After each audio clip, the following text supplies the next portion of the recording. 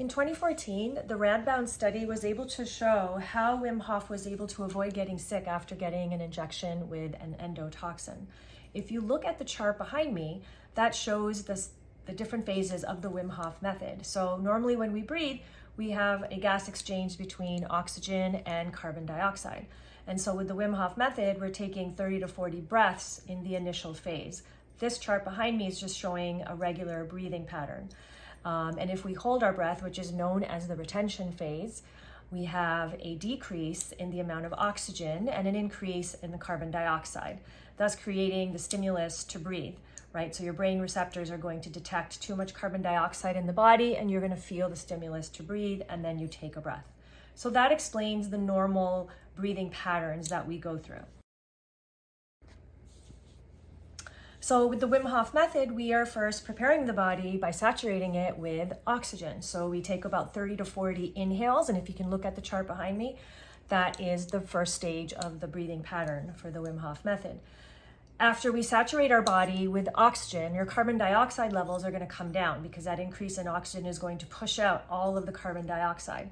Then we enter the retention phase.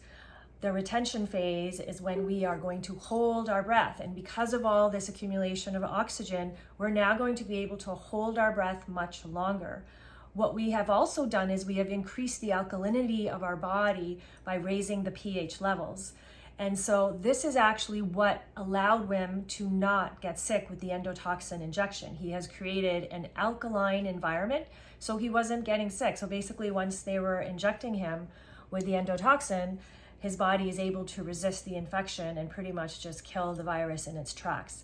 You're also creating a hormetic stressor on the body by entering hypoxia, right? So you're going to be able to hold your breath much longer because of the increase in oxygen, and therefore the stimulus to breathe is going to come much later.